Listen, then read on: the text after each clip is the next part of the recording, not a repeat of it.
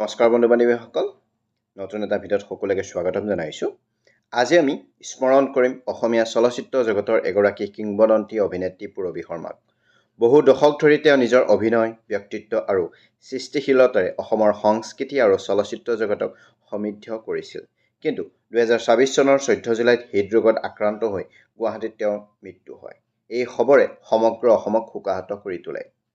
শৈশৱ আৰু অভিনয় জীৱনৰ আৰম্ভণি। পূৰবী শৰ্মাই সৰুৰে পৰা অভিনয়ৰ প্ৰতি গভীৰ আগ্ৰহ দেখুৱাইছিল। মঞ্চ নাটকৰ জৰিয়তে তেওঁ অভিনয় জীৱনৰ আৰম্ভণি কৰে।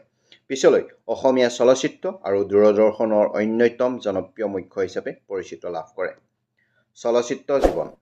1980 চনত মুক্তি পোৱা আজলি নবৌ ছবিৰ জৰিয়তে তেওঁ বিশেষভাৱে দৰ্শকৰ দৃষ্টি আকৰ্ষণ কৰে।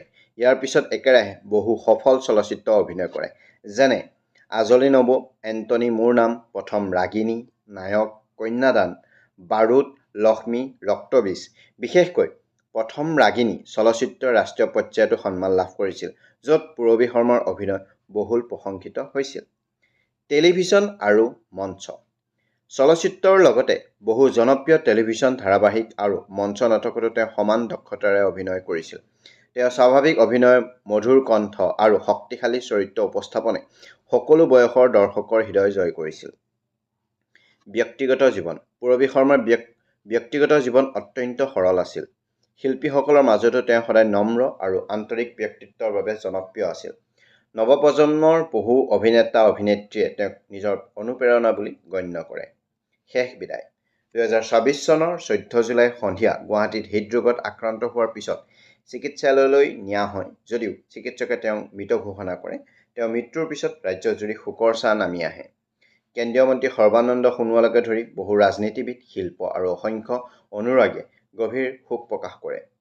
পূৰবী শৰ্মাৰ অৱদান যদি আমি চাওঁ, পূৰবী শৰ্মাই কেৱল এগৰাকী অভিনেত্ৰী নাছিল, তেওঁ আছিল চলচ্চিত্ৰ, নাট্য আৰু সংস্কৃতিৰ এগৰাকী শক্তিশালী প্ৰতীক আছিল। তেওঁ অভিনয়, হাসি, ব্যক্তিত্ব আৰু শিল্পপ্ৰেম চিৰদিন অসমবাসীৰ মনত জীয়াই থাকিব। পূৰবী শৰ্মাৰ আত্মাৰ চিৰশান্তি কামনা কৰিলোঁ। আপোনালোকেও যদি এই মহান শিল্পীগৰাকীক শ্ৰদ্ধাঞ্জলি জনাব বিচাৰে তেন্তে কমেণ্টত লিখক শ্ৰদ্ধাঞ্জলি পূৰবী শৰ্মা, আপোনাৰ শিল্প সদায় আমাৰ হৃদয়ত জীয়াই থাকিব। ইয়াতে এটা প্ৰশ্ন আপোনালোকলৈ এৰিলোঁ। সেই প্ৰশ্নটো হৈছে, পূৰবী শৰ্মাৰ গিৰীয়েকৰ নাম কি আছিল? আপোনালোকে মোক কমেণ্টত জনাব। যদি ভিডিঅ'টো ভাল লাগিলে লাইক কৰক, শ্বেয়াৰ কৰক আৰু চেনেলটো ছাবস্ক্ৰাইব কৰিব নাপাহৰিব। ধন্যবাদ।